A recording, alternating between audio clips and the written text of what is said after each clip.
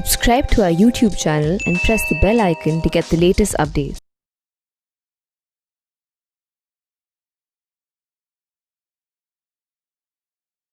Good morning, good afternoon and good evening. जो भी friends इस लेक्चर को जिस समय पे देख रहे हैं उनको मेरी वो विशेष।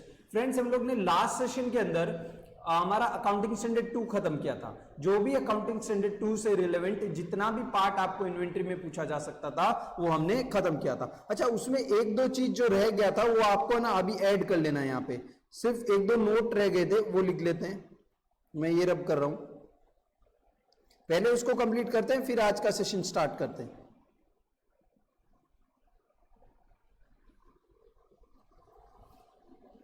नोट नंबर 1, NOTE नोट, यहां पे लिखो और यहां पे आप लिखोगे अब normal cost shall not be included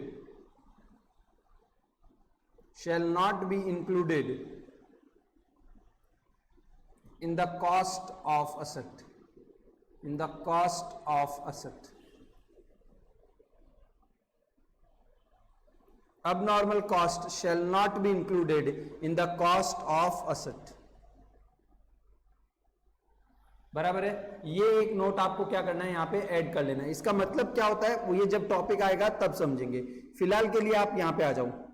marks distribution already हम लोग इसके ऊपर बात कर चुके हैं, लेकिन एक छोटी सी बात मैं बताना चाहता हूं आप लोग को कि मई 18 एंड नवंबर 18 में इस चैप्टर में से 0 मार्क्स का पूछा गया। इस चैप्टर में से कितने मार्क्स का पूछा गया? 0 मार्क्स का पूछा गया। लेकिन मई 19 और नवंबर 19 में इस क्वेश्चन में 5 मार्क्स का पूछा गया। ठीक है, लेकिन आपको एक चीज देखनी पड़ेगी कि इससे पहले यानी मई 19 के एग्जाम से पहले कुछ चैप्टर्स हुआ करते थे, जैसे कि रॉयल्टी हुआ करता था एक चैप्टर। ठीक है, एक चैप्टर हमारा रेशियो करके एक चैप्टर हुआ करता था। ये सारे चैप्टर्स है ना नवंबर 18 के एग्जाम तक तो थे सिलेबस में, लेकिन उसके बाद इंस्टीट्यूट ने क्या किया, सीए फाउंडेशन का सिलेबस को रिवाइज किया, चेंज किया और उसके बाद सीए फाउंडेशन के सिलेबस में ये 2 चैप्टर्स नहीं आने लगे।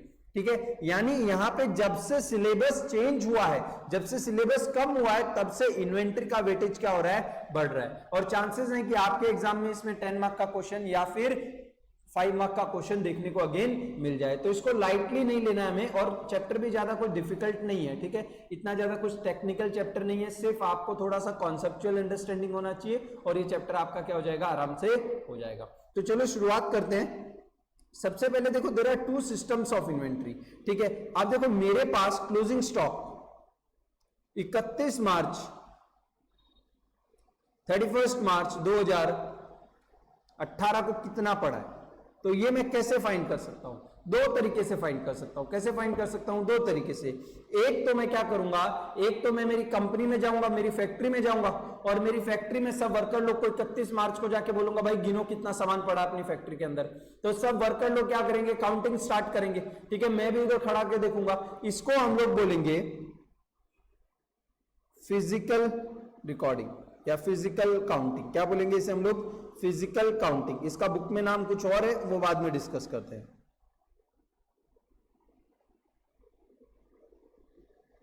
क्या बोलेंगे इसे हम लोग? Physical counting. यहां पे मैं फिजिकली जाके इन्वेंट्री को क्या कर रहा हूं, काउंट कर रहा हूं। तो at the end of the year 31 मार्च को मुझे मालूम पड़ता है कि मेरे पास 1000 रुपए का, कितने का, 1000 रुपीज का इन्वेंट्री घर पे मेरी फैक्ट्री में पड़ा है। यस और नो, 1000 यूनिट मेरी फैक्ट्री में पड़ा है। तो मैं बोलता हूं 1000 यूनिट्स पड़े। ठीक है, कॉस्ट निकालना हम लोग थोड़ी देर बाद सीखेंगे, लेकिन अज्यूम करते हैं कि इनकी कॉस्ट 20 रुपीज है। ये 20 रुपीज कैसे निकालते हैं वो बाद में देखते हैं। ठीक है, तो ये 20 रुपीज क्या आ गया, मेरा कॉस्ट पर यूनिट आ गया। तो मेरी cost of inventory, total cost of inventory कितनी हुई, कहने से 1000 यूनिट मेरे को कितने में मिला होगा, 20,000 रुपए में। तो one way of counting the inventory, one way of valuing the inventory और recording the inventory is through physical count. यानी मैं फैक्ट्री जाऊंगा और वहां पे क्या करूंगा, काउंटिंग कर लूंगा। अनदर वे इज कि मैं इस मेरा स्टॉक रजिस्टर बनाता हूं। क्या बनाता हूं, मेरा स्टॉक रजिस्टर। और स्टॉक रजिस्टर में मैं ऐसा करता हूं, 3 कॉलम बना लेता हूं। ठीक है, एक कॉलम में लिख लेता हूं परचेस, दूसरे कॉलम में लिख लेता हूं सेल या फिर इशू, और तीसरे कॉलम में लिख लेता हूं बैलेंस। ठीक है, अभी मैं फिलहाल एकदम एग्जैक्ट नहीं जा रहा, एग्जैक्ट जब क्वेश्चन आएगा तब देखेंगे। तो लेट सपोज कि मैंने 100 यूनिट्स परचेस किए, कितने यूनिट परचेस किए, 1 तारीख को 100 यूनिट परचेस किए, और 1 तारीख को जो 100 यूनिट परचेस किए उसमें से मैंने 20 यूनिट्स दे दिए, तो मेरे पास कितने यूनिट पड़े, अभी भी 80 यूनिट्स पड़े। उसके बाद अगले दिन मैंने कुछ नहीं खरीदा, 2 तारीख को कुछ खरीदा नहीं, लेकिन मैंने 30 यूनिट्स बेच दिए। ठीक है, कितने यूनिट बेच दिए, 30 यूनिट्स। तो अब मेरे पास कितने यूनिट बच गए, 50 यूनिट्स अभी भी बचे। उसके बाद थर्ड को मैंने 40 यूनिट्स और खरीदे, ठीक है, और इसमें मैंने 50 यूनिट्स बेच दिए। तो कहने से पुराने 50 यूनिट मेरे पास पड़े थे, 40 यूनिट और आए, यस और नो, 40 यूनिट और आए तो कितने हो गए, 90, और 90 में से 50 यूनिट मैंने क्या कर दिए, 50 यूनिट बेच दिए, तो कितने यूनिट बच गए, 40 यूनिट्स बच गए। तो कहने से जब मैं ऐसा सिस्टम बनाऊंगा तो 31 मार्च के दिन मेरे पास कहने से मेरे पास कितने यूनिट स्टॉक में पड़े वो मुझे फिजिकली काउंट करना पड़ेगा क्या फैक्ट्री में जाके, कि मेरी बुक्स में ही मिल जाएगा, कहने से मेरी बुक्स के अंदर ही मुझे मिल जाएगा, यस और नो। तो मेरी बुक्स ही मुझे क्या करेंगी, बता देंगी कि मेरे पास कितना नंबर ऑफ यूनिट्स पड़ा है। ये 2 सिस्टम है, या तो आप क्या करो बुक्स में मेंटेन करो, या क्या करोगे आप, या फिर आप फिजिकली काउंट करोगे। समझ में आता है कि नहीं आता है। अब यहां पे देखो, इसको हम, इस मेथड को हम लोग यहां पे बोलेंगे पीरियोडिक इन्वेंट्री सिस्टम। क्या बोलेंगे इसे, पीरियोडिक इन्वेंट्री सिस्टम।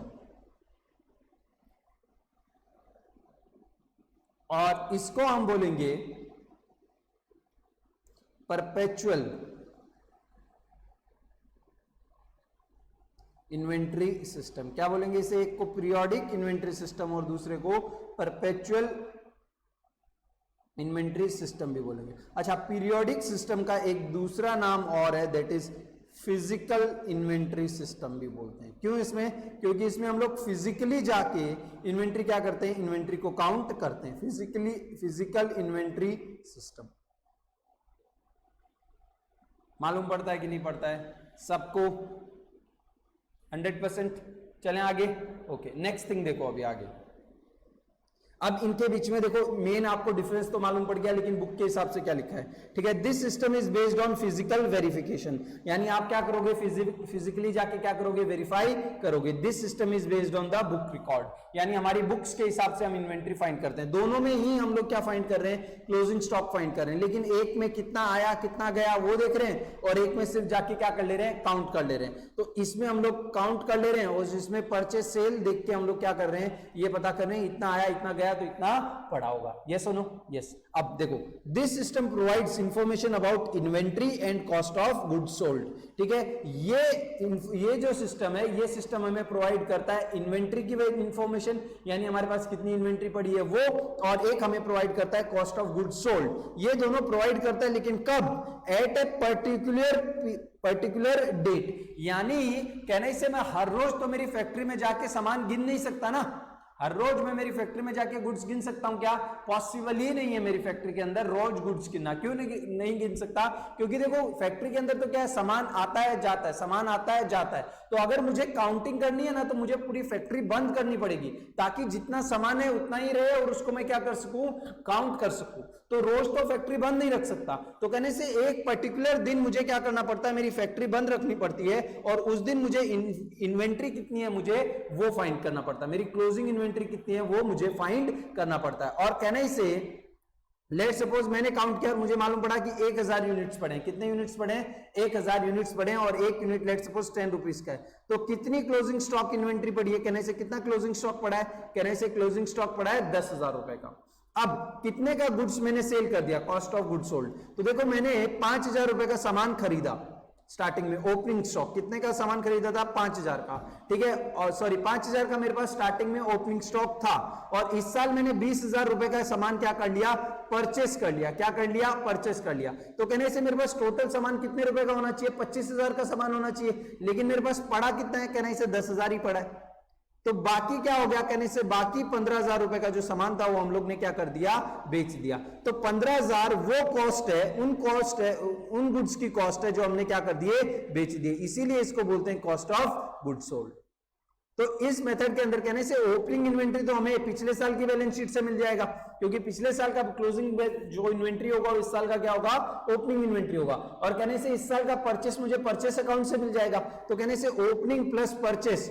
और अगर मैं इन्वेंट्री खुद जाके काउंट कर लूं और उस वैल्यू को यहां पे लिख दूं, तो कहने से कितना गुड्स सोल्ड हो गया वो भी मुझे मालूम पड़ जाएगा कि नहीं पड़ जाएगा, यस। बट ये सारी चीजें मुझे मालूम पड़ेंगी एक पर्टिकुलर दिन पे, यानी 31 मार्च तक। 31 मार्च को मेरा स्टॉक कितना है और इस दिन तक मैंने कितने रुपए के सामान बेच दिए, यस और नो, यस। रोज मैं कैलकुलेशन नहीं कर सकता। लेकिन ये वाली मेथड के अंदर देखो क्या हो रहा है, परपेचुअल के अंदर क्या हो रहा है, इट प्रोवाइड्स कंटिन्यूअस इंफॉर्मेशन, यानी आप कोई भी टाइम पे ये फाइंड कर सकते हो कि इस टाइम पे मेरी इन्वेंट्री कितनी है। जैसे कि ये एग्जांपल लिया था हम लोग ने यहाँ पे, बताओ 1 तारीख को इन्वेंट्री कितना है, कहने से 1 तारीख को इन्वेंट्री 80 रुपीज का है, ठीक है। बताओ 2 तारीख को इन्वेंट्री कितना है, कहने से 2 तारीख का इन्वेंट्री 50 रुपीज का। बताओ 3 तारीख को इन्वेंट्री कितना है, कहने से 3 तारीख का इन्वेंट्री 40 रुपीज 40 यूनिट्स है, ये सुनो, यस। तो कहने से इसमें तो मुझे कंटिन्यूअस मेरा क्लोजिंग स्टॉक हर दिन कितना है वो मुझे मिल रहा है कि नहीं मिल रहा है, यस। कहने से इसमें मुझे पल पल के बाद मैं क्या कर सकता हूं, मेरा क्लोजिंग स्टॉक का वैल्यू पता कर सकता हूं। और कहने से अगर मुझे क्लोजिंग स्टॉक का वैल्यू है पता है, तो कहने से opening plus purchase minus closing करूंगा तो मुझे क्या मिल जाएगा, COGS मिल जाएगा कि नहीं मिल जाएगा, यस। समझ में आया कि नहीं आया? तो इसमें फिजिकल काउंटिंग वाली मेथड में क्या होता है कि हमें एक पर्टिकुलर दिन, इसको अंडरलाइन करना, एट पर्टिकुलर डेट, यानी एक पर्टिकुलर दिन का ही इंफॉर्मेशन मिलता है, लेकिन इसमें हमें क्या मिलता है, कंटिन्यूअस इंफॉर्मेशन मिलते रहता है। नेक्स्ट आगे वाला ट्रांजेक्शन देखो, आगे क्या लिखा है, this system determines inventory and takes cost of goods sold as residual figure. यानी यहां पे देखो क्या है, this system determines the inventory, यानी ये सिस्टम क्या करता है, इन्वेंट्री फाइंड करता है। ये सिस्टम क्या करता है, इन्वेंट्री को फाइंड करता है और takes the cost of goods sold as residual figure. यानी हम यहां पे देखो क्या करते हैं, हम लोग इस पीरियोडिक सिस्टम के अंदर हम लोग क्या करते हैं, इसी को कंटिन्यू करता हूं। पीरियोडिक सिस्टम में हम लोग क्या करते हैं, एक दिन फैक्ट्री जाते हैं और काउंटिंग करते हैं, फैक्ट्री जाके क्या करते हैं, काउंटिंग, और काउंटिंग से हमें क्या मिलता है, इन्वेंट्री। तो हम लोग इसमें क्या करते हैं, इन्वेंट्री फाइंड करते हैं और फिर हम लोग हिसाब लगाते हैं कि भाई देखो ओपनिंग इतना था, ओपनिंग 1000 रुपए का सामान था हमारे पास, हमने 15,000 रुपए का सामान परचेस किया, 15,000 रुपए का सामान क्या किया, परचेस किया। तो बाकी जो सामान है अभी हमारे पास पड़ा कितना है, क्लोजिंग स्टॉक। तो हमने let suppose closing stock count करने गए तो हमें मालूम पड़ा कि हमारे पास 2000 रुपए का सामान पड़ा है, तो हमें मालूम पड़ा कि 2000 रुपए का हमारे पास क्या है, क्लोजिंग इन्वेंट्री। तो बाकी का सामान कहां गया, कहने से बाकी का मिसिंग सामान कहां गया। तो जो मिसिंग फिगर होगा ना यहाँ पे, जो हम लोग डिफरेंस जो कैलकुलेट करेंगे वो क्या कैलकुलेट करेंगे, इस केस में cost of goods sold calculate करेंगे। तो इसमें हम फाइंड क्या करते हैं, इन्वेंट्री, और जो भी बाकी का डिफरेंस रहता है रेसिडुअल फिगर बोलेंगे, यानी जो बच जाए वो क्या मान लेते हैं हम लोग, ये मान लेते हैं कि इतना सामान हमने क्या कर दिया है, बेच दिया है। यस और नो, ओपनिंग इतना था, परचेस इतना किया और इतना तो पड़ा है, तो बाकी का क्या हुआ, बाकी रेसिडुअल फिगर हमने क्या कर दिया होगा, सेल आउट कर दिया होगा। नेक्स्ट आगे देखो, it directly determines the cost of goods sold and compute the inventory as a balancing figure। लेकिन इस सिस्टम के अंदर उल्टा होता है। इस सिस्टम के अंदर हम लोग क्या करते हैं, COGS डायरेक्ट निकाल लेते हैं और जो बच जाता है उसे हम लोग क्या मानते हैं, इन्वेंट्री मानते हैं। देखो यहाँ पे हम बोलते हैं कि इतना हमने खरीदा और इतना हम लोग ने क्या कर दिया, बेच दिया। तो जो बैलेंस यानी जो रेसिडुअल फिगर बचा, जो बचा उसे हम क्या मान लेते हैं, उसे हम लोग इन्वेंट्री मान लेते हैं। तो इसके अंदर हम लोग क्या करते हैं, इसके अंदर हम लोग इन्वेंट्री हम लोग खुद फाइंड करते हैं और जो बच जाता है उसको हम लोग क्या मान लेते हैं, उसे हम कॉस्ट ऑफ गुड्स सोल्ड मान लेते हैं। लेकिन इसमें हम लोग इतना सामान बिक गया, इतना सामान हमने खरीदा, ये सब हम लोग खुद फाइंड करते हैं, यानी कॉस्ट ऑफ गुड्स सोल्ड हम लोग खुद फाइंड करते हैं और हम लोग ये बताते हैं compute the inventory as a balancing figure, यानी इन्वेंट्री जो बचा वो क्या हमारी इन्वेंट्री है। Yes no, yes. अब नेक्स्ट आगे देखो, cost of goods sold include the loss of goods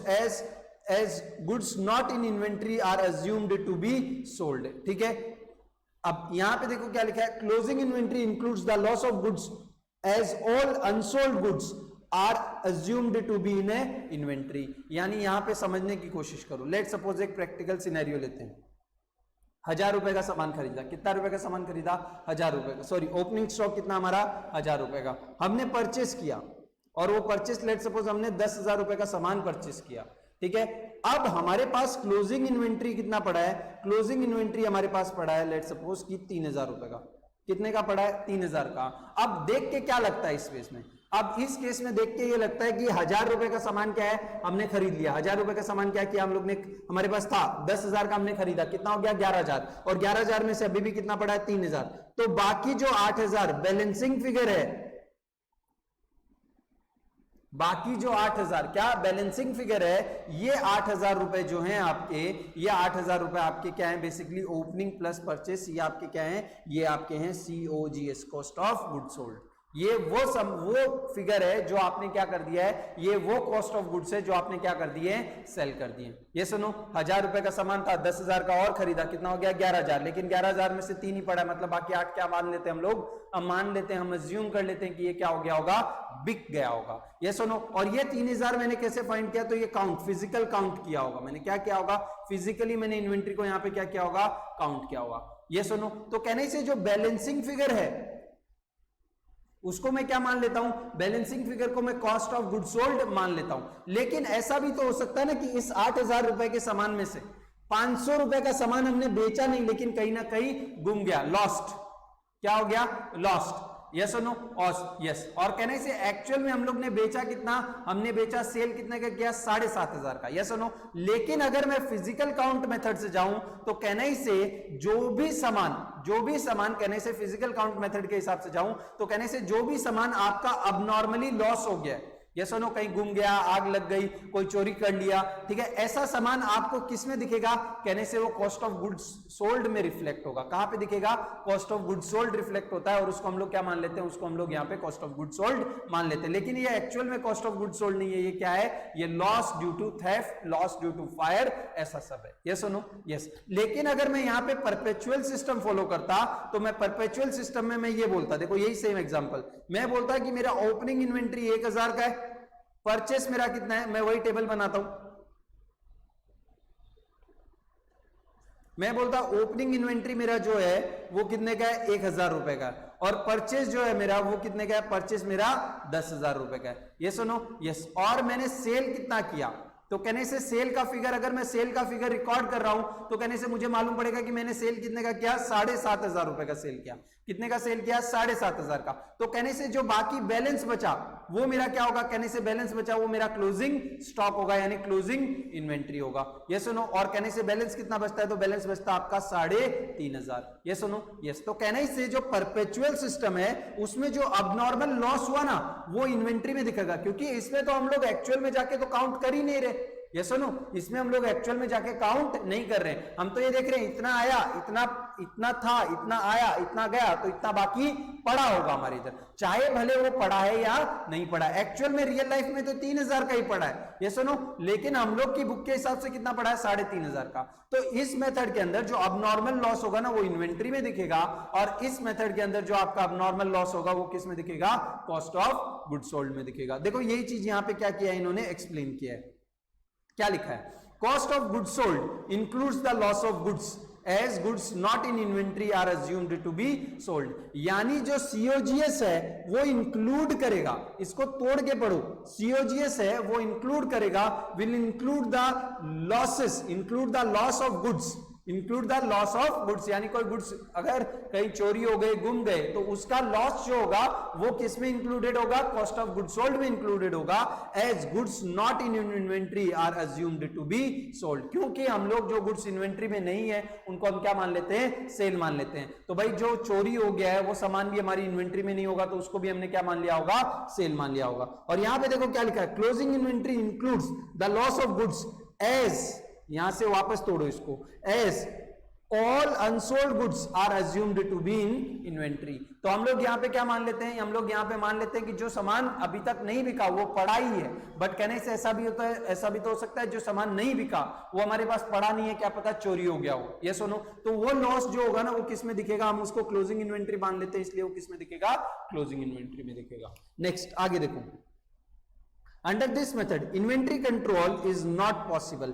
क्यों इन्वेंट्री कंट्रोल पॉसिबल नहीं है इसके अंदर, और इसके अंदर क्या है, इन्वेंट्री कंट्रोल इज पॉसिबल। देखो इसमें तो कहना ही से आपका सामान चोरी हो रहा है कि नहीं हो रहा है वो मालूम पड़ेगा आपको, ठीक है, आपका सामान आपके पास कितना है। इन्वेंट्री कंट्रोल का मतलब क्या है कि कभी भी ऐसा नहीं होना चाहिए फैक्ट्री बंद हो जाए। फैक्ट्री कैसे बंद हो सकती है कि हमारे पास रॉ मटेरियल ही नहीं है, मतलब सब कुछ है, वर्कर है, सब कुछ है, इलेक्ट्रिसिटी सब कुछ है, हमारा वर्कर रेडी है काम करने को, लेकिन हमारे पास रॉ मटेरियल नहीं है। तो मशीन में जब तक रॉ मटेरियल नहीं जाएगा तब तक सामान कैसे बनेगा, ठीक है। या फिर लेट सपोज हमारे पास मार्केट से बहुत ऑर्डर आ रहे हैं लेकिन हमारे पास प्रोडक्ट ही नहीं है उनको देने के लिए, मालूम पड़ता है कि नहीं पड़ता है, यस। तो इस केस में क्या होता है बेसिकली कि इस केस में कहना ही से, इस केस में तो मैं रोज मेरे पास कितना इन्वेंट्री पड़ा है, अगर मेरे पास ये हिसाब रहेगा, लेट सपोज मेरा रोज का 50 ऑर्डर आता है, ठीक है, जैसे ही मैं यहां पे देखूंगा ना ये 40 रुपीज का 40 यूनिट्स ही पड़े मेरे पास, कहने से मुझे मालूम पड़ेगा कि कल जो 50 ऑर्डर आने वाले हैं वो मैं पूरे नहीं कर पाऊंगा। तो मैं यहां पे क्या कर सकता हूं, इन्वेंट्री को कंट्रोल कर सकता हूं। मैं इस इन्वेंट्री को क्या कर सकता हूं, अगले दिन नेक्स्ट डे अर्ली मॉर्निंग जाके मैं क्या कर सकता हूं, प्रोडक्शन कर सकता हूं, यस, और 10 यूनिट और प्रोड्यूस करके अगले दिन का क्या कर सकता हूं, अगले दिन का मैं क्या कर सकता हूं, वहां पे जो भी रिक्वायरमेंट है वो फुलफिल कर सकता हूं, प्लस और 60 यूनिट्स बना के 50 यूनिट्स बना के कहने से अगले दिन की रिक्वायरमेंट भी स्टॉक अप कर सकता हूं, ये सुनो। तो कहने से इसमें मैं इन्वेंट्री कंट्रोल कर सकता हूं। इन्वेंट्री कंट्रोल करने का मतलब क्या हुआ, इन्वेंट्री कंट्रोल करने का मतलब ये हुआ कि भाई मेरे पास जितना रॉ मटेरियल मेरी मशीन को कल के लिए जितनी जरूरत है उतना मेरे पास रॉ मटेरियल रहना चाहिए, और मेरे कस्टमर मेरे को ऑर्डर दें तो उनका ऑर्डर में क्या कर पाना चाहिए, फुलफिल कर पाना चाहिए। लेकिन वो तभी पॉसिबल है जब मुझे रोज मालूम रहे कि मेरा इन्वेंट्री कितना है, यस और नो, अदरवाइज मैं इन्वेंट्री कंट्रोल नहीं कर सकता। इसमें कहने से हम रोज काउंट नहीं कर सकते, इसलिए इसमें इन्वेंट्री कंट्रोल पॉसिबल नहीं है, और कहने से इसमें तो हमें यहाँ पे फिगर मालूम पड़ ही जाते हैं, यस और नो। तो कहने से इसमें कुछ हद तक इन्वेंट्री कंट्रोल क्या है, पॉसिबल है। समझ में आता है कि नहीं आता है। नेक्स्ट आगे देखो क्या लिखा है, आगे लिखा है this is simple and less expensive. कहने से कोई मगजमारी नहीं है, आखिरी दिन 31 मार्च को कंपनी बंद करो और सब वर्कर लोग को लगा दो काउंट करने में, ये सुनो। तो कहने से इसमें जो लेबर लोग को वैसे भी सैलरी देते हैं ऐसे भी सैलरी देते हैं, तो इट इज लेस एक्सपेंसिव, हमें कोई एडिशनल कॉस्ट इनकर नहीं करनी पड़ी। और कहने से काउंट करना तो कितना सिंपल चीज है, यस और no, yes, but this is costlier method. क्यों कॉस्टलियर मेथड, कितना सामान आया कितना सामान गया, ये तो यहाँ पे बहुत सिंपल सा बना है, आगे जो सम आएगा तो ये थोड़ा सा कॉम्प्लिकेटेड भी हो जाता है, ठीक है। तो इसके लिए हमें स्पेशल आदमी रखना पड़ता है जो क्या करेगा, स्टॉक रजिस्टर बनाएगा। अब कहने से अगर स्पेशल आदमी रखूंगा तो वो पैसा भी लेगा, उसको सैलरी भी देना पड़ेगा, इसलिए ये मेथड क्या है, ये मेथड थोड़ी सी डिफिकल्ट है, और इस मेथड को करने के लिए हमें थोड़ा सा पैसा भी क्या करना पड़ता है, देना पड़ता है, कॉस्ट इनकर करनी पड़ती है। नेक्स्ट आगे देखो, आगे देखो क्या लिखा है, आगे लिखा है periodic system requires closure of business for counting of inventory. यानी इसमें हमें बिजनेस को क्या करना पड़ता है, क्लोज करना पड़ता है, ताकि हम क्या कर सकें, ताकि हम लोग इन्वेंट्री काउंट कर सकें। और इसमें देखो क्या लिखा है, inventory can not be determined without affecting the operations of the business. यानी हम लोग यहाँ पे इन्वेंट्री डिटरमाइन नहीं कर सकते, सॉरी डिटरमाइन कर सकते हैं बिना बिजनेस को रोके हुए, ये सुनो, क्योंकि ये तो बुक्स में हो रहा है और ये प्रैक्टिकल लाइफ में हो रहा है, और प्रैक्टिकल लाइफ में कहने से मुझे बिजनेस को बंद करना पड़ेगा, क्योंकि फैक्ट्री में तो हर मिनट सामान आ रहा है और हर मिनट सामान जा रहा है, तो कौन सा सामान काउंट कर लिया, अभी जो सामान यहाँ पे काउंट करके गया, पता चला थोड़ी देर बाद वर्कर इसको ले जाके उधर फाइनल गुड्स में कन्वर्ट कर दिया, ठीक है। मेरा जिसको मैंने रॉ मटेरियल काउंट किया था उसको मशीन में डाला, मैं जब तक फिनिश गुड्स काउंट करने पहुंचा तब तक वो रॉ मटेरियल फिनिश गुड बन के फिनिश गुड में भी पड़ा है। तो कहने से एक बार उसी सामान को मैंने रॉ मटेरियल में भी काउंट किया और फिनिश गुड में भी काउंट किया। तो कहने से ऐसा पॉसिबल नहीं है किसके अंदर, फिजिकल काउंटिंग के अंदर, इसलिए फिजिकल काउंटिंग के अंदर हमें बिजनेस को बंद करना पड़ता है, वेरेज इसके अंदर हमें बिजनेस को बंद नहीं करना पड़ता। समझ में आता है कि नहीं आता है, पक्का, ओके। अब देखो एक चीज यहाँ पे ना, मेरे को ऐसा लगता है कि ये ना पुराना पीडीएफ है, ठीक है, शायद मैं देखता हूँ नया पीडीएफ यहाँ पे होगा, तो यस नया पीडीएफ ही रहा, नया, हम लोग ने एक्चुअली पुराना पीडीएफ से पढ़ा, पर ये सारी चीजें सेम है। अब इसमें एक पॉइंट थोड़ा सा अलग है, ठीक है, क्या है, एक पॉइंट यहाँ पे थोड़ा सा अलग है। देखो क्या है, यहां पे बेसिकली क्या होता है, हमको ओपनिंग स्टॉक तो नोन रहता है दोनों मेथड के अंदर। कहने से ओपनिंग स्टॉक तो हम लोग क्या कर सकते हैं, लास्ट ईयर की बैलेंस शीट को देख के हम लोग ले सकते हैं। परचेसेस कहने से इस साल का परचेस अकाउंट या परचेस बुक देखूंगा तो उससे मालूम पड़ जाएगा। डायरेक्ट एक्सपेंस यानी जो भी ट्रेडिंग अकाउंट में आते हैं ना, वेजेस हैं, फिर हमारा freight inward, carriage inward, royalty, ये सारे एक्सपेंस। तो कहने से ये एक्सपेंस भी मुझे मिल जाएंगे क्योंकि मैंने किसी को पेमेंट किया होगा तो ये उसका बिल मेरे पास होगा। यस और नो? यस। लेकिन यहाँ पे क्लोजिंग इन्वेंट्री जो है ना, ये भी मुझे मालूम रहती है, it is also known to me. और ये कैसे नोन टू मी रहती है? ये मुझे नोन टू मी रहती है बाय काउंटिंग। मैं काउंटिंग करके इसको क्या कर लेता हूं, इसको जान लेता हूं। यस और नो? यस। और यहां पे क्या रहता है, यहां पे यस इतना ही है, ठीक है। और यहां पे देखो, यहां पे क्या रहता है, यहां पे जो इन्वेंट्री रहती है ना, वो अननोन रहती है। इसको अंडरलाइन करो, अननोन। इसको हम लोग क्या करते हैं, खुद फाइंड करते हैं। क्या करते हैं, इसके अंदर हम इन्वेंट्री को फाइंड करते हैं। कैसे कि भाई इतना सामान आया, इतना सामान गया, तो इतना सामान हमारा क्या पड़ा है, बैलेंस में। तो यहाँ पे एक्चुअली नोन नहीं, ये वर्ड करेक्ट करना है, ये अननोन वर्ड है, ठीक है। क्या वर्ड है यहाँ पे, अननोन वर्ड है। समझ में आता है कि नहीं आता है? ये क्वेश्चन आपको 4 मार्क्स के लिए या 5 मार्क्स, आई थिंक 5 मार्क्स के लिए आपको नवंबर 19 के पेपर में आया था और आपको ये आंसर एज इट इज लिखना था, ठीक है। 5 marks 5 points, as simple as that. 5 marks 5 point. तो इसको है ना वापस से अगर इसमें से थियरी आने का चांसेस रहा ना, तो ये क्वेश्चन के बहुत अच्छे चांसेस हैं, अगेन पूछा जा सकता है। काफी टेक्निकल क्वेश्चन है इसके लिए, तो इसको अच्छे से प्रिपेयर करना, ठीक है। नेक्स्ट आगे कुछ थियरी और हैं, देखते हैं। अब देखो, इन्वेंट्री का वैल्यूएशन हमें क्यों करना है, क्यों मैं इन्वेंट्री की वैल्यू फाइंड करूं, ठीक है। तो इन्वेंट्री का वैल्यूएशन फाइंड करने के लिए हमें देखो, एक तो डिटर्मिनेशन ऑफ इनकम, यानी हमारा प्रॉफिट कितना है वो जानने के लिए भी मुझे क्या करना पड़ता है, मुझे इन्वेंट्री फाइंड करनी पड़ती है। क्यों ऐसा? क्योंकि देखो ट्रेडिंग अकाउंट बनाते हैं, याद आता है। और कहने से ट्रेडिंग अकाउंट का रिजल्ट क्या निकलता है, जीपी या जीएल, ग्रॉस प्रॉफिट या फिर ग्रॉस लॉस। क्या निकलता है, ग्रॉस प्रॉफिट या फिर ग्रॉस लॉस। और ग्रॉस प्रॉफिट और ग्रॉस लॉस तब तक नहीं निकल सकता जब तक मैं यहाँ पे क्या ना लिखूं, क्लोजिंग स्टॉक। क्या नहीं लिखूं यहाँ पे, क्लोजिंग स्टॉक। क्या नहीं लिखूं यहाँ पे, क्लोजिंग स्टॉक। तो मेरे को ना यहाँ पे क्लोजिंग स्टॉक मेंशन करना पड़ेगा। क्या करना पड़ेगा, मुझे यहाँ पे क्लोजिंग स्टॉक मेंशन करना पड़ेगा। और कहने से क्लोजिंग स्टॉक मैं तभी मेंशन करूंगा ना जब मैं उसकी क्या कर लूंगा, वैल्यू निकाल लूंगा। तो जब तक आप क्लोजिंग स्टॉक की वैल्यू नहीं निकालोगे तब तक आपका ट्रेडिंग नहीं बनेगा, और ट्रेडिंग नहीं बनेगा तो आपको प्रॉफिट नहीं मिलेगा। यस और नो? तो प्रॉफिट निकालने के लिए भी आपको क्या करना पड़ेगा, वैल्यूएशन ऑफ इन्वेंट्री करना पड़ेगा। दूसरा, फाइनेंशियल पोजीशन। कहने से फाइनेंशियल पोजीशन किससे मालूम पड़ती है, तो फाइनेंशियल पोजीशन मुझे बैलेंस शीट से मालूम पड़ती है। और कहने से बैलेंस शीट बन ही नहीं सकती अगर मैं यहां पे क्लोजिंग स्टॉक नहीं लिखूं। तो कहने से क्लोजिंग स्टॉक भी तो मेरे बिजनेस का क्या है, एक असेट है। और अगर मैं यहाँ पे मेरे असेट्स को स्पेसिफाई नहीं कर रहा तो मेरी बैलेंस शीट बन सकती है क्या, नहीं बन सकती। तो फाइनेंशियल पोजीशन, बिजनेस के पास कितना असेट है और कितनी लायबिलिटी है, ये जानने के लिए भी मुझे वैल्यूएशन ऑफ इन्वेंट्री करना पड़ेगा। नेक्स्ट है लिक्विडिटी एनालिसिस। लिक्विडिटी एनालिसिस का मतलब है कि हमें कितना पैसा चाहिए। लिक्विडिटी एनालिसिस का मतलब क्या है कि हमें कितना पैसा बिजनेस को रनिंग करने के लिए चाहिए। देखो, आज आप लेट सपोज आपके पास 1000 रुपए का सामान है। कितने रुपए का सामान है, 1000 रुपए का सामान। अब आपका 1000 रुपए का सामान आज आपके पास आज 1000 रुपए कैश है, ऐसा समझो। 1000 रुपीज क्या आपके पास कैश है।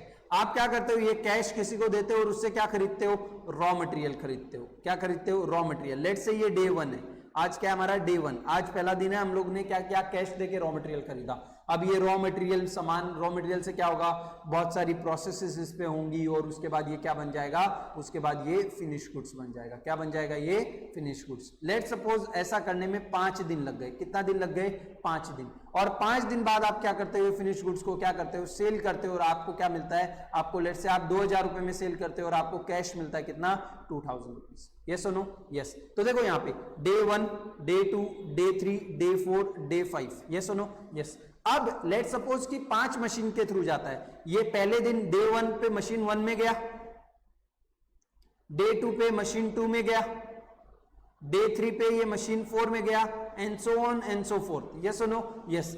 अब हमने लेट सपोज आज 1000 रुपए दे दिए, आज बिजनेस में क्या दे दिए, 1000 रुपए दे दिए। और आज 1000 रुपए का रॉ मटेरियल खरीद के हमने मशीन 1 में डाल दिया। यस और नो, ये सामान कहने से ये सामान डे 2 पे कहां चला जाएगा, मशीन 2 पे चला जाएगा। यस और नो, यस। लेकिन डे 2 पे कहने से मशीन 1 तो खाली रह गई ना, आया ना। मशीन 1 तो क्या है, खाली रह गई, तो कहने से डे 2 पे मुझे और 1000 रुपए का सामान खरीदना पड़े ताकि मेरी मशीन 1 भी चलती रहे। अब कहने से ये M2 का सामान डे 3 पे M3 पे शिफ्ट हो जाएगा, यानी मशीन नंबर 3 पे, और कहने से मशीन नंबर 1 का सामान मशीन नंबर 2 पे। कहने से इस दिन वापस मशीन 1 खाली रह जाएगी, इसलिए कहने से इस दिन मुझे वापस से क्या करना पड़ेगा, 1000 रुपए का सामान खरीदना पड़ेगा। ऐसे कहने से मुझे 5 दिन कंटिन्यूअस 1000 रुपीज का सामान खरीदना पड़ेगा, यानी 5000 रुपए का सामान खरीदना पड़ेगा। उसके बाद मुझे टेंशन नहीं है। क्यों टेंशन नहीं है? क्योंकि सिक्स्थ को क्या होगा, सिक्स्थ को मुझे मेरी पॉकेट से 1000 रुपए नहीं डालने पड़ेंगे। क्यों नहीं डालने पड़ेंगे? क्योंकि 1 तारीख को जो सामान बेचा होगा उसका पैसा मुझे कितना तारीख को मिलेगा, 6 तारीख को,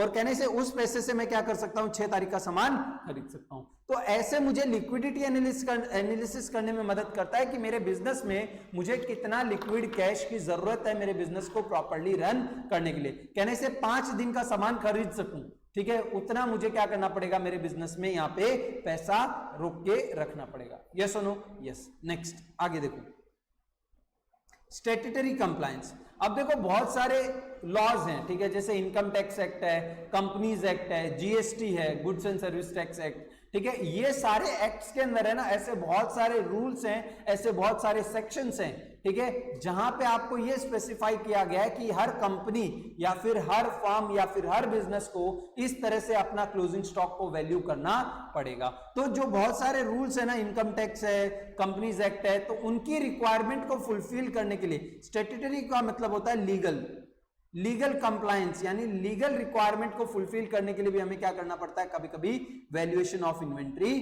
करना पड़ता है। यस और नो? यस। नेक्स्ट आगे देखो, इन्वेंट्री का, अभी हम लोग इन्वेंट्री इतना कर रहे हैं, लेकिन इन्वेंट्री का एक्चुअल में मतलब क्या है? तो इन्वेंट्री का मतलब है held for sale in ordinary course of business, यानी रोजमर्रा के बिजनेस में आप जो चीज बेचते हो वो आपके पास जो है उसे हम लोग क्या बोलते हैं, इन्वेंट्री बोलते हैं। क्या बोलते हैं उसे हम लोग? इन्वेंट्री। यानी एक कार डीलर है, कहने से रोजमर्रा की जिंदगी में वो क्या काम करता है, कहने से वो कार खरीदता है और कार बेचता है। तो उसके लिए कार क्या है, उसके लिए कार क्या है, क्लोजिंग स्टॉक है। जो कार नहीं बिकी उसके लिए वो क्या है, क्लोजिंग स्टॉक है, इन्वेंट्री है। यस और नो? यस। उसके अलावा अगर मैं एक स्टेशनरी वाले की बात करूं, किसकी बात करूं, स्टेशनरी वाले की बात करूं, तो वो अगर कार बेच रहा है तो उसके लिए कार इन्वेंट्री नहीं है। क्यों? क्योंकि उसका रोजमर्रा का काम स्टेशनरी खरीद के बेचना है, कार खरीद के बेचना नहीं है। तो उसके लिए कार फिक्स सेट है, ना कि क्या, क्लोजिंग स्टॉक। यस और नो? यस। क्योंकि जो ऑर्डिनरी कोर्स ऑफ आपका बिजनेस है उसमें जो भी आप गुड्स को सेल करते हो वो सब आपके क्या कहलाते हैं, वो सब आपके कहलाते हैं इन्वेंट्री। यानी यहां पे लोग बोलना चाहते हैं फिनिश गुड्स। क्या बोलना चाहते हैं? Finish goods. या फिर in the process of production for such sale, यानी ऐसा कोई एसेट जिसको आपने रखा है प्रोडक्शन प्रोसेस के लिए, जैसे कि रॉ मटेरियल।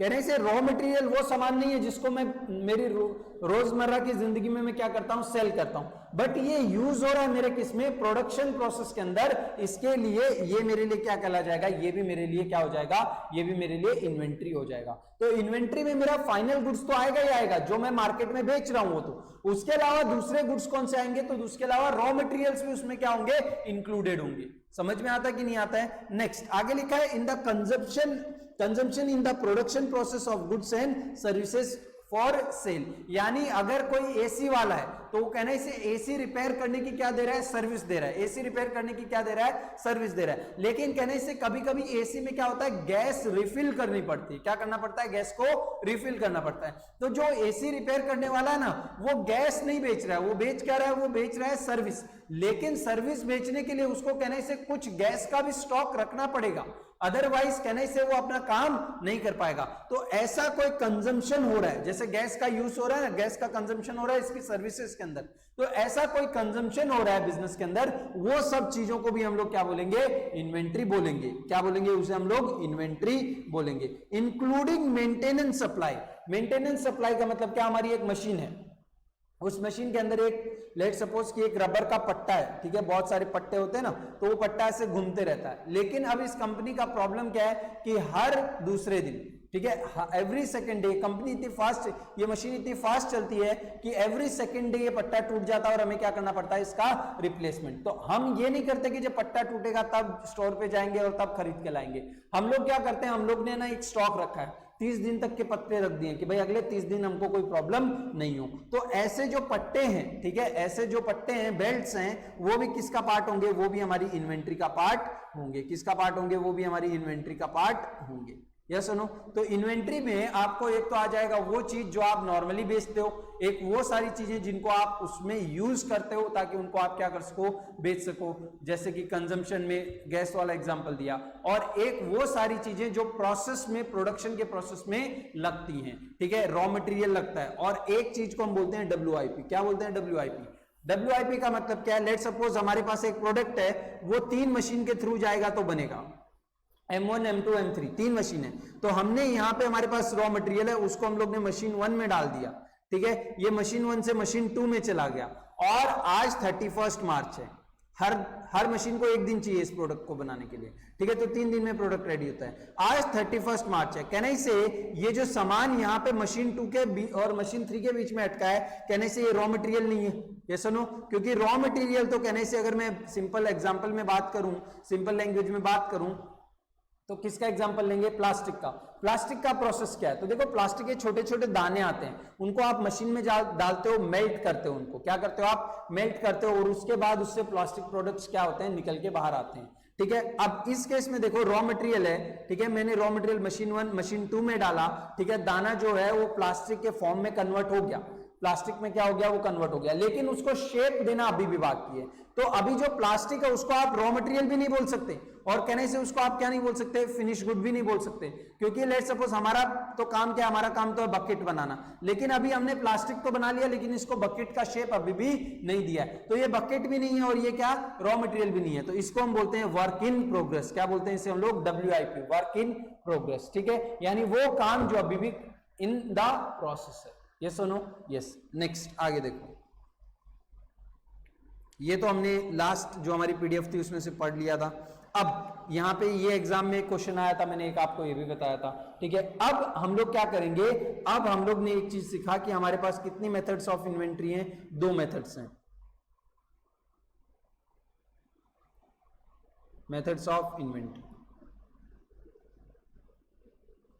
एक कौन सा है? कहना इसे, एक पीरियोडिक है, यानी आप पीरियोडिकली हर साल के एंड में, हर क्वार्टर के एंड में क्या करोगे? आप फिजिकली काउंट करोगे। क्या करोगे? आप फिजिकली काउंट करोगे, बराबर है। और एक हमारे पास दूसरा एक और है, that is perpetual inventory system. क्या है? Perpetual inventory system. इसमें हम लोग क्या करते हैं? इसमें हम लोग बुक्स के रिकॉर्ड्स रखते हैं, और बुक्स के रिकॉर्ड में कहने से हम लोग 3 चीजों का ध्यान रखते हैं। कितनी चीजों का ध्यान रखते हैं? हर रोज हम लोग 3 कॉलम बनाएंगे हमारी बुक्स में।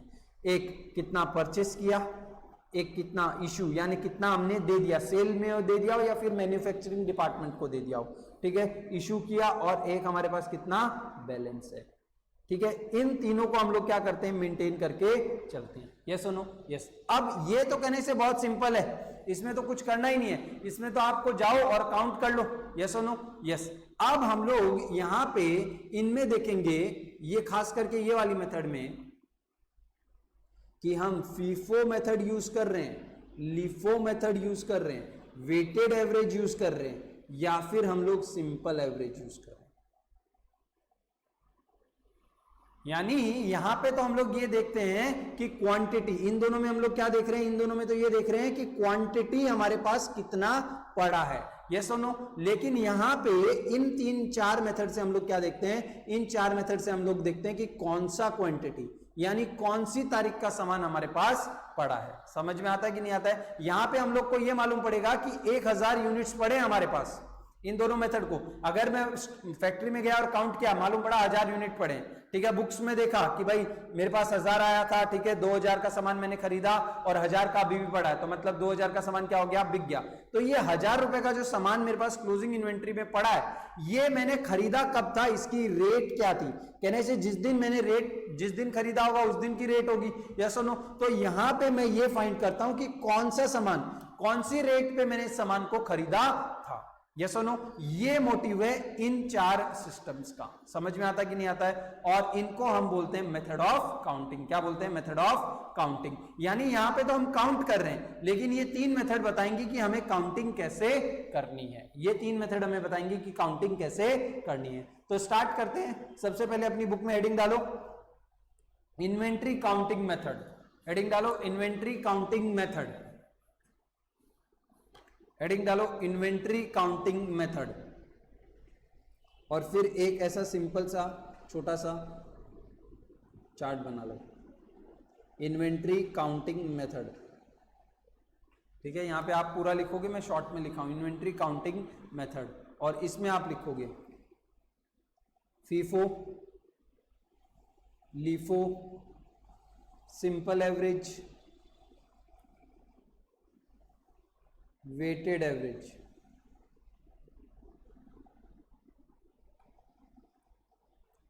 FIFO, LIFO, simple average, weighted average. FIFO का मतलब क्या है? गुड्स, यहां पे लिखना है आपको, goods received first will be sold first.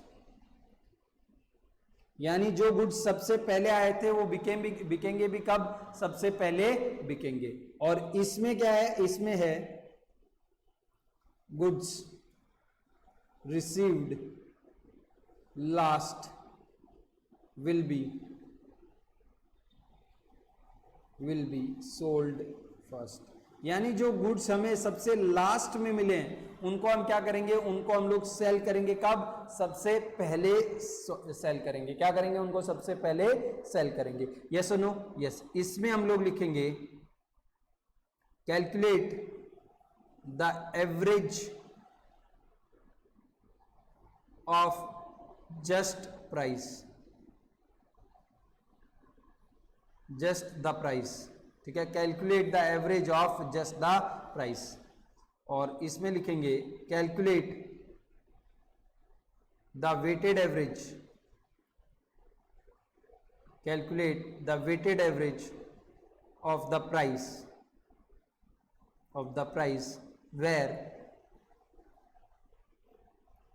where the quantity is the weight, ये समझ में आएगा? अभी नहीं आएगा। एक बार हम लोग एक सम करेंगे ना, उसके बाद सारी चीजें समझ में आ जाएंगी। पहले इसको आप क्या करोगे? कॉपी कर लोगे एज इट इज। मैंने शॉर्ट में लिखा है क्योंकि इसको डिटेल में थियरी में पूछा जाना बहुत मुश्किल है, बट अगर पूछा गया तो भी आप एक्सप्लेन कर पाओगे क्योंकि ये बहुत सिंपल है। फटाफट कॉपी कर लो। हो गया? चलो अब एक क्वेश्चन सॉल्व करते हैं इस मेथड का। ठीक है, अब पहले मैं इसको रब कर देता हूं।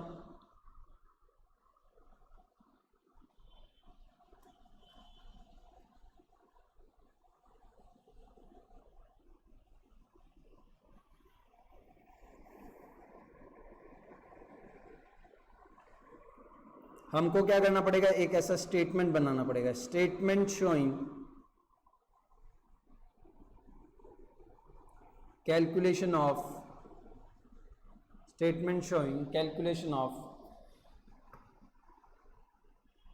Cost of inventory.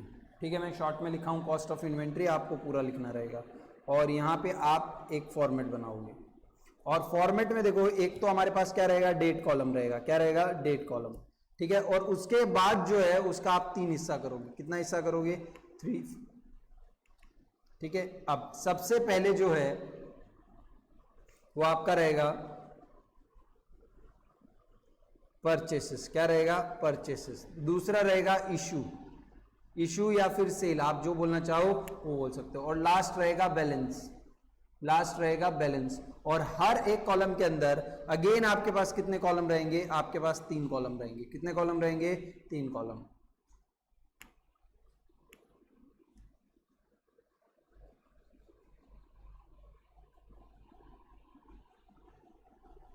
ठीक है, पहला रहेगा आपका क्वांटिटी का। किसका रहेगा? क्वांटिटी का। अगला जो रहेगा आपका वो रहेगा रेट का। और तीसरा लास्ट जो रहेगा वो हमारा रहेगा अमाउंट का। ये तीनों क्या होंगे? यहां पे रिपीट होंगे, quantity, rate, amount. Quantity, rate, amount. बराबर है। अब इसको हम लोग को क्या करना है, डेट बाय डेट सॉल्व करना है, ठीक है। अब एक डेट को एक टाइम पे आपको कंसीडर करना है, ठीक है। अब सबसे पहले क्वेश्चन पढ़ लेते हैं एक बार। ये देखो, messrs ABC limited stock register shows the following record, यानी उसके स्टॉक रजिस्टर में हमें ये सारी बातें पता चलती हैं, ठीक है। देखो डेट्स दे दी हमें, बराबर है, और पर्टिकुलर्स दे दिए, यानी परचेस है, इशू है। इशू मतलब इशू एंड सेल मतलब one on the same. Sale मतलब क्या कि हमने बाहर पार्टी को बेच दिया, कहने से सामान तो गया ना हमारा। और दूसरा इशू का मतलब क्या है कि हमारा जो स्टॉक डिपार्टमेंट है उसने क्या किया, प्रोडक्शन डिपार्टमेंट को स्टॉक इशू कर दिया कि भाई ये लो सामान, इससे सामान बनाओ, तो कहने से उसमें भी हमारा स्टॉक तो क्या हो रहा है, कम हो रहा है। ये सुनो, यस। अब रेट दिया है उसके बाद, और कितना क्वांटिटी खरीदा और बेचा वो दे दिया है, ठीक है। तो सबसे पहले हमें बोला you are required to calculate the cost of inventory on 15/1/2019। कोई भी डेट दे सकते हैं, कुछ भी बोल सकते हैं। अब यहां पे मेथड कौन सी यूज करनी है, तो सबसे पहले बोला है LIFO, FIFO, simple average and weighted average, यानी ये क्वेश्चन हमें चारों मेथड से सॉल्व करना है। आज हम लोग है ना इसको सॉल्व करने की कोशिश करते हैं, एक या दो मेथड आज सॉल्व करते हैं, बाकी हम लोग कल देखते हैं, बराबर है। तो आ जाओ यहाँ पे, पहले लीफो मेथड पे चलते हैं, ठीक है। तो सबसे पहले देखो लीफो मेथड, सॉरी पहले फीफो पे चलते हैं, ये थोड़ा सिंपल रहेगा, फीफो के बाद लीफो करेंगे। तो मैं यहाँ पे लिखता हूँ क्वेश्चन नंबर 2 का बी। पहले हम लोग कौन सा मेथड कर रहे हैं, फीफो मेथड कर रहे हैं। और ये सेम फॉर्मेट क्योंकि मुझे लीफो मेथड में भी काम आएगा, इसलिए मैं इस फॉर्मेट को क्या कर ले रहा हूं, कॉपी कर ले रहा हूं।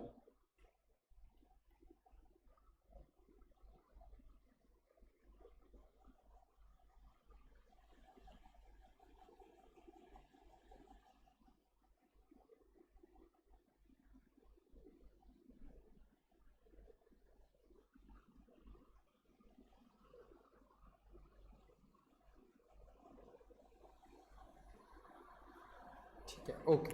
अब देखो यहां पे सबसे पहले फीफो मेथड फॉलो करते हैं। तो देखो यहां पे सबसे पहले हम लोग लिखेंगे यहां पे 1 जनवरी, डेट डालेंगे सबसे पहले 1 जनवरी, ठीक है। और 1 जनवरी को हमारे पास क्या है, कहने से ओपनिंग है। ओपनिंग में कहने से हमने परचेस तो कुछ किया ही नहीं है यहाँ पे, ठीक है। हमने कोई इश्यू भी नहीं किया, यानी सेल भी नहीं किया। हमारे पास क्या है, बैलेंस है, कितना है, कहने से 100 यूनिट्स हैं, और एक यूनिट की प्राइस कितनी है, रेट कितनी है, 25। तो हमारे पास कितने का सामान पड़ा था, 2500 का सामान पड़ा था। अब 1 जनवरी खत्म होते ही आप क्या करोगे, यहाँ पे एक लाइन ड्रॉ करोगे। हर डेट के बाद आपको क्या करना है, एक लाइन ड्रॉ करना है, ठीक है। उसके बाद देखो आपके पास क्या है, 3 जनवरी। अब 3 जनवरी से पहले आप यहां पे वापस लिखोगे 1 जनवरी।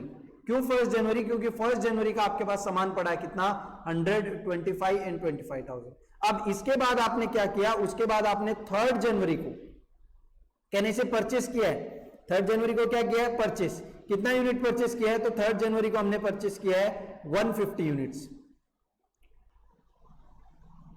और 20 रुपीज पे परचेस किया है। तो टोटल कितना हुआ, कहने से ये हो गया आपका अराउंड 3000 रुपीज। यस सुनो, यस। तो आपके पास 2 स्टॉक पड़े हैं। एक स्टॉक आपके पास 1 जनवरी को कौन सा पड़ा है, 3 जनवरी को। एक तो आपने जो 1 जनवरी को खरीदा था वो पड़ा है, और एक 3 जनवरी को जो खरीदा था वो पड़ा है। बैलेंस में लिख दो।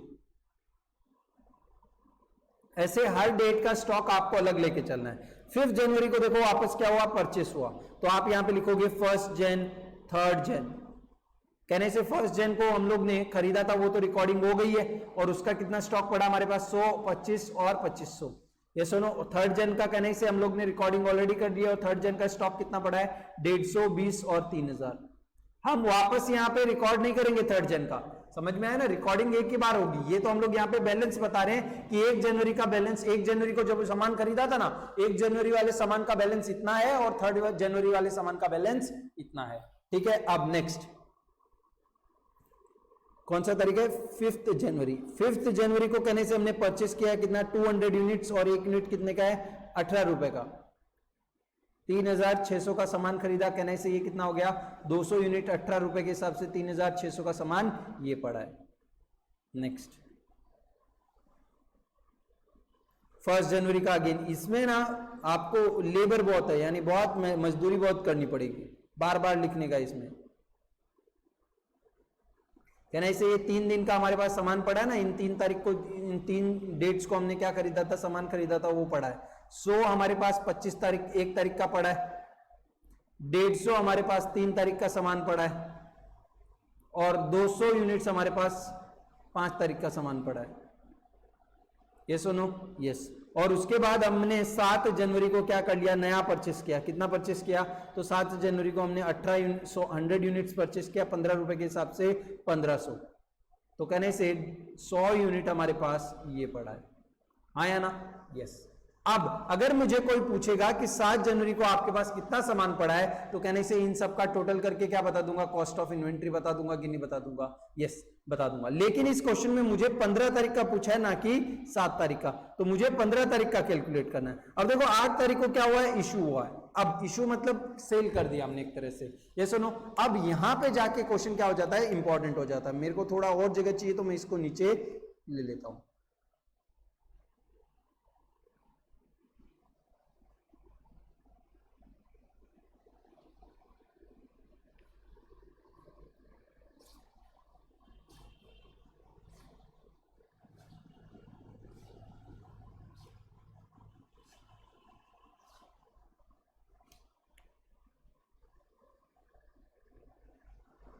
ठीक है, अब यहां पे देखो इशू हुआ है, कितना यूनिट्स इशू हुआ है, कहने से इशू हुआ है टोटल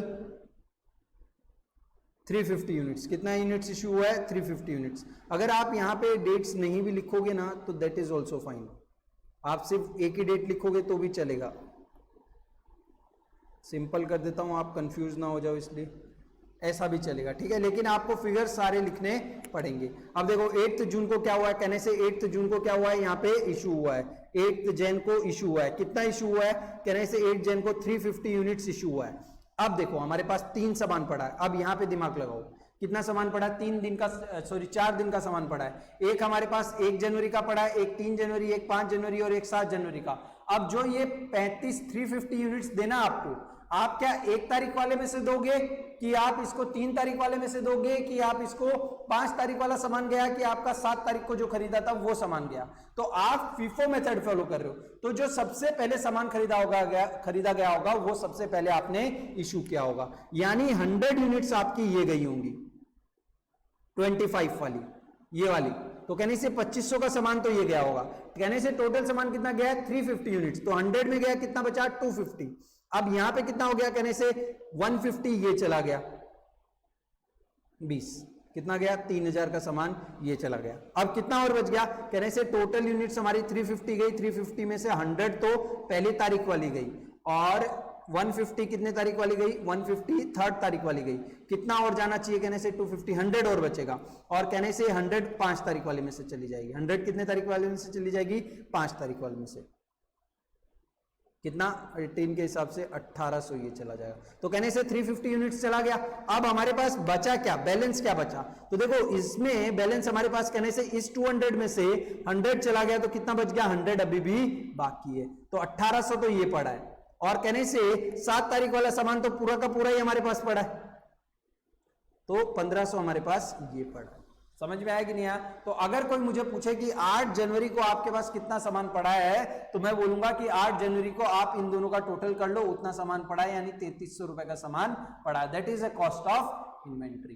तो इसको हम बोलते हैं फीफो मेथड, ठीक है। नेक्स्ट आगे देखो, उसके बाद आगे क्या लिखा है, आगे लिखा है 10 जनवरी को और 12 जनवरी को हमने क्या किया है, और परचेस किया है। तो देखो यहां पे मैं नोट कर लेता हूं 10 जनवरी, कहने से 10 जनवरी को मेरे पास कितना सामान पड़ा है, कहने से 100 यूनिट्स तो ये पड़े 18 रुपीज 1800 के, और 100 यूनिट्स मेरे पास 7 तारीख वाले पड़े 1500 के, यस। और मैंने 10 जनवरी को क्या किया है, परचेस किया है। कितना परचेस किया है, तो 10 जनवरी को मैंने परचेस किया है यहाँ पे 300 यूनिट्स। कितना यूनिट्स परचेस किया है, 300 यूनिट्स परचेस किया है। तो आप यहाँ पे लिखोगे 300 यूनिट्स, और कितने का एक रेट, 30 रुपीज का। तो यानी 9000 रुपए का सामान मैंने क्या किया है, परचेस किया, और कहने से ये मेरे पास बैलेंस में भी पड़ा रहेगा।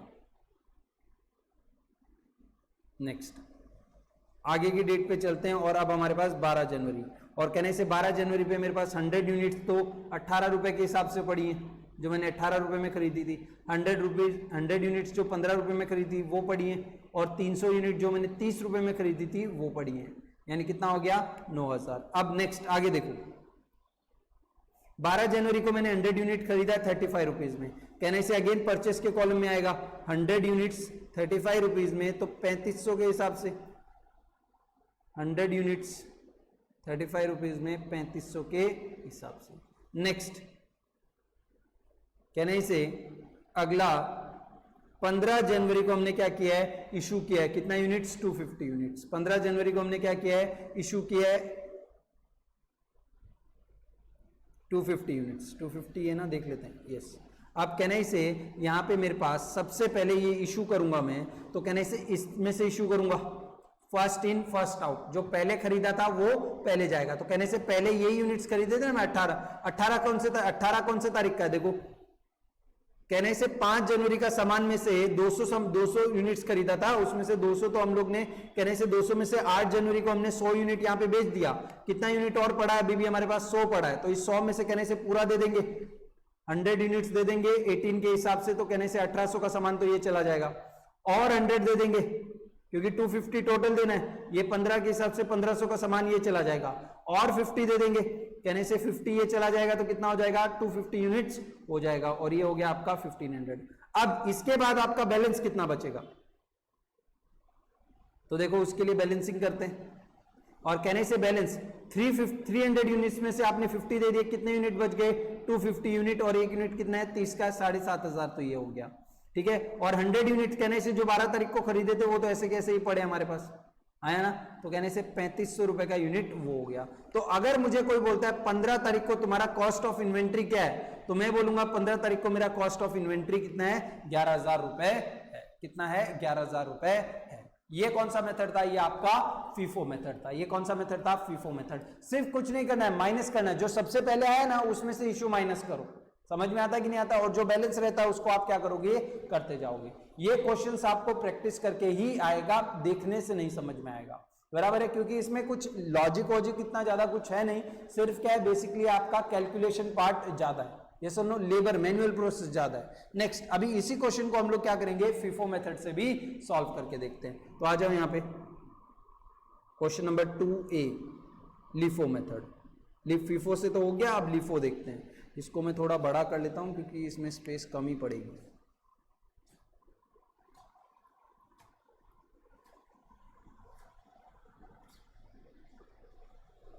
देखो यहां पे क्या लिखा है, कहने से ये सारा तो एज इट इज रिकॉर्ड होगा, परचेस तक तो कहने से एज इट इज रिकॉर्ड होगा।